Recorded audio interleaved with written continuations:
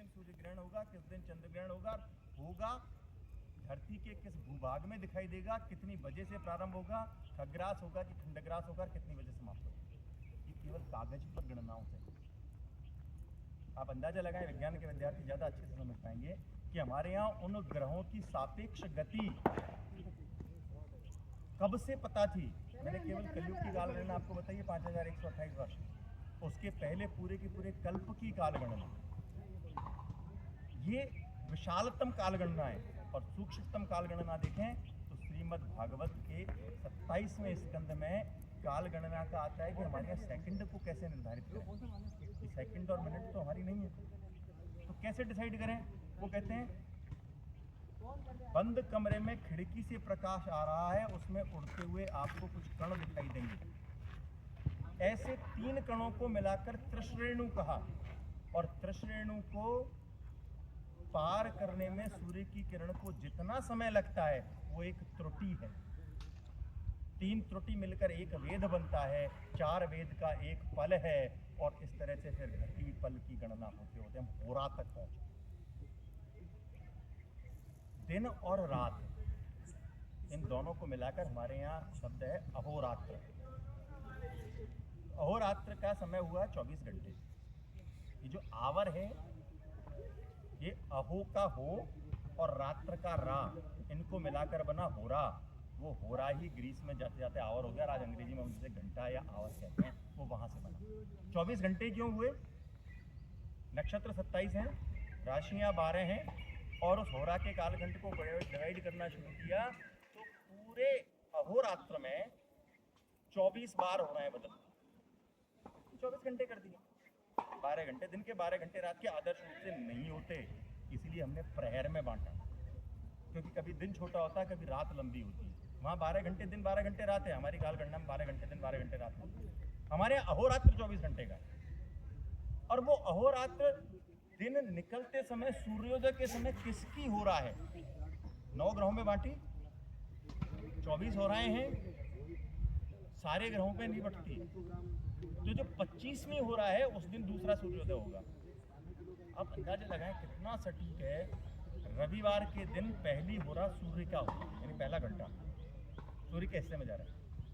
25वां चंद्रमा का है, यानी अगला जो सूर्योदय होगा वो चंद्रमा की होरा में होगा, इसलिए रविवार के बाद सोमवार है।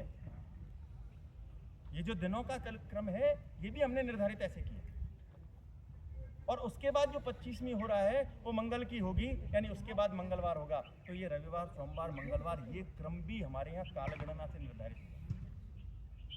आप यदि घर में पंडित जी पूजा कराने आए उस मंत्र को देखें तो उसी क्रम में ब्रह्मा मुरारी स्थित्रांतकारी भानु शशि भूमि सुतो, भूमि सुत यानी मंगल, भानु शशि भूमि सुतो बुधश्च गुरुश्व शुक्र शनि राहु केतवे सर्वे ग्रह शांति करावन। और राहु केतु की कभी होरा नहीं आती, इसलिए सप्ताह में 7 ही दिन रहे, 9 दिन।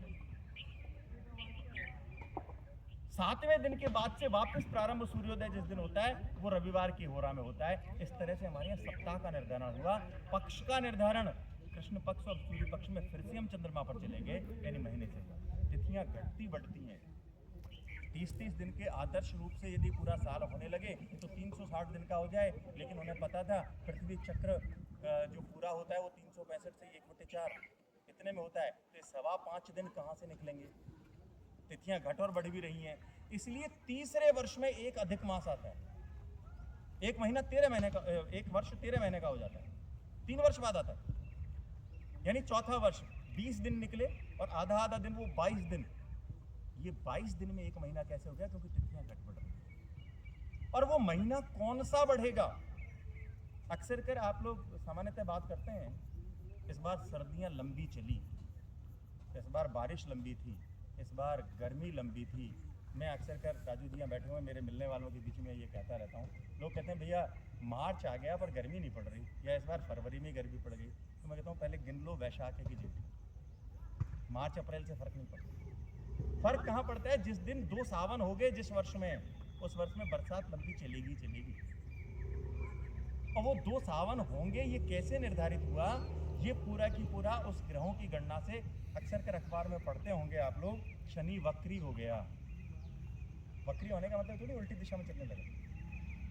यदि आप साइंटिफिकली उन्हें देखें तो एग्जैक्टली सर्किल में कोई ग्रह मूव नहीं करता, पैराबोलिक पाथ में। पृथ्वी भी स्थिर नहीं है, सूर्य भी स्थिर नहीं है। जब पैराबोलिक पाथवे में एक दूसरे को क्रॉस करते हुए जा रहे हैं तो कहीं न कहीं ऐसा आभासी सापेक्ष गति में दिखाई देगा कंपैरेटिव उसमें वेलोसिटी में कि आपसे वो प्लेनेट दूर जा रहा है।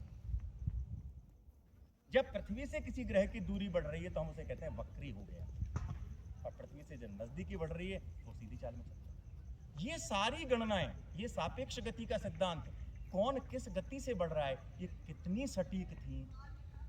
5128 वर्ष तो कलयुग हो गए, उसके पहले कितनी चतुर्युगी निकल गई, आज तक भी कोई गणना गलत नहीं हुई। इसका सबसे बड़ा प्रमाण है लोकमान्य बाल गंगाधर तिलक की गीता रहस्य।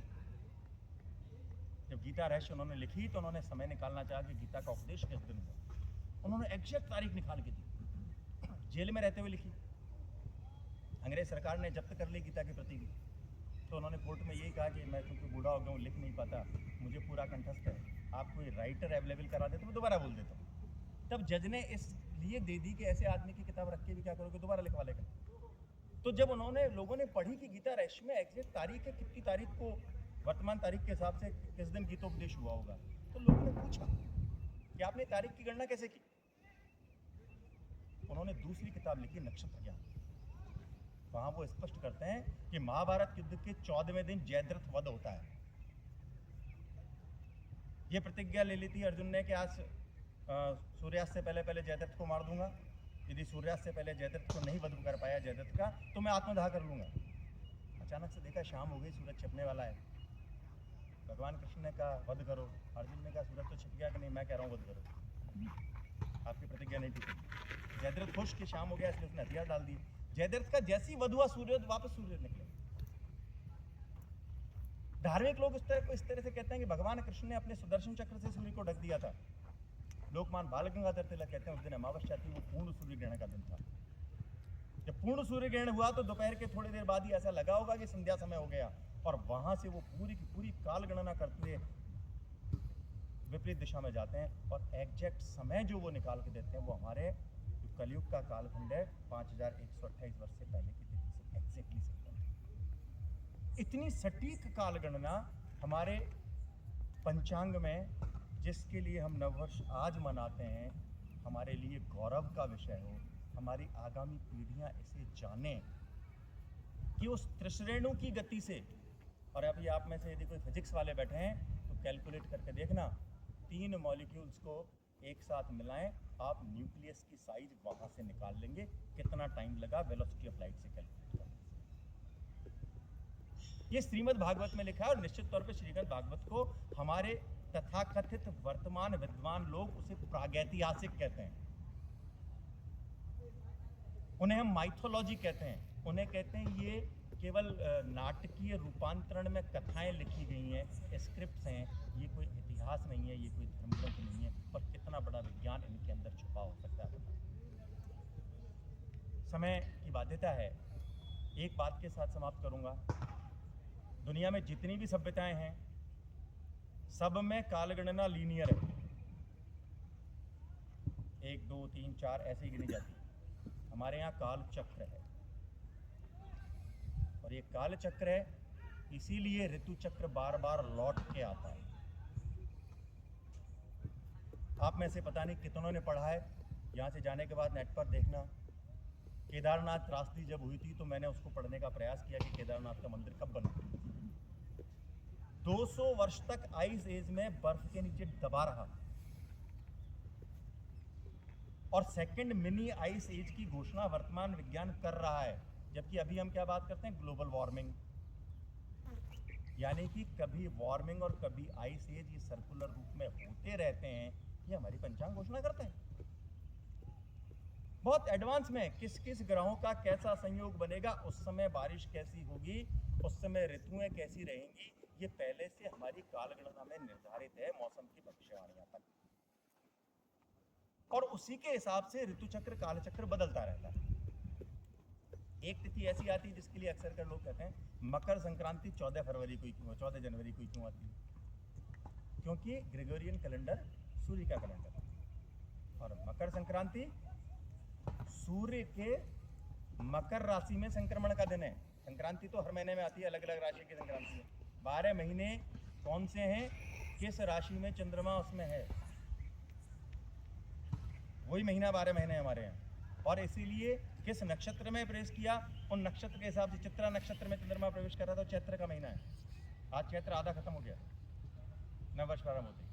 फाल्गुनी नक्षत्र में फाल्गुन है। विशाखा नक्षत्र में महीनों के नाम भी, जैसे मैंने दिनों के नाम बताए, ऐसे महीनों के नाम भी बड़े उसी तरीके से रखे गए हैं। तो राशि चक्र, नक्षत्र और ग्रह तीन, और फिर सूर्य चंद्रमा और पृथ्वी की गति, इन सबको एक साथ सामंजस्य करना।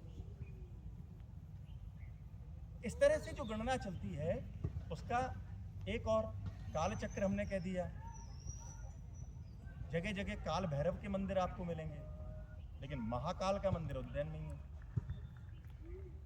उज्जैन के उस मंदिर को महाकालेश्वर क्यों कहा, कभी सोचा? क्योंकि हमारी सारी की सारी काल गणना वर्तमान में जो ग्रीनविच रेखा से स्टैंडर्ड टाइम है, इंडियन स्टैंडर्ड टाइम के लिए हमने अलग रेखा मान ली। आप अपने पंचांग को पलट के देखें तो समय शुद्धि उसमें लिखी होती है। यानी जब जन्मपत्री बनाने से पहले पंडित जी क्या देखते हैं, आपने कहा 6:15 बजे का जन्म है, पंडित जी समय शुद्धि देखेंगे, जन्म स्थान क्या था। अजमेर है तो पंचांग में पता लगेगा 16 मिनट घटा दो, वो स्थानीय समय होगा।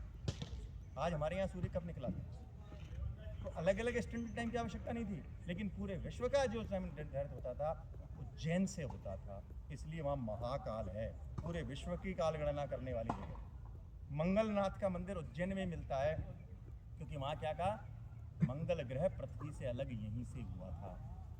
तब तक विश्वास नहीं करते थे। अब जब मिशन मार्स कंप्लीट हो गया, मिशन मंगल कंप्लीट हो गया, तो मानने लगे हैं कि मंगल की संरचना हूबहू पृथ्वी से मिलती है। इसलिए हमारे यहाँ जिस मंत्र की मैंने चर्चा की, आप यदि याद आए, ब्रह्मा मुरारी स्थितिकांतकारी भानु शशि भूमि सुतो बुधश्चय, मंगल को कहा भूमि सुत। कितनी जगह पंचांगों में देखते हो भौम वासरे, मंगलवार के लिए भौम वार, तो भौम इसीलिए कि वो भूमि से निकला। इतनी सटीक वैज्ञानिक कालगणना का आज का दिन, उस वैज्ञानिक कालगणना से अपने त्योहारों को, अपने विवाह शादियों को, अपने उत्सव को निर्धारित करने वाले हम सभी भारतीय लोगों के लिए ये गौरव का विषय है। हम अपने इस गौरव को पहचानें, हम इस गौरव को समझने का प्रयास करें। हमें क्यों बार बार पंडित जी के पास जाना पड़ता है? हमारे पंचांग में हर चीज़ लिखी होती है, बस गणना को हमें समझना है। 5 अंग हैं केवल। हमारे यहाँ दिन रात को 12 बजे नहीं बदलता, हमारे यहाँ दिन सूर्योदय पर बदलता।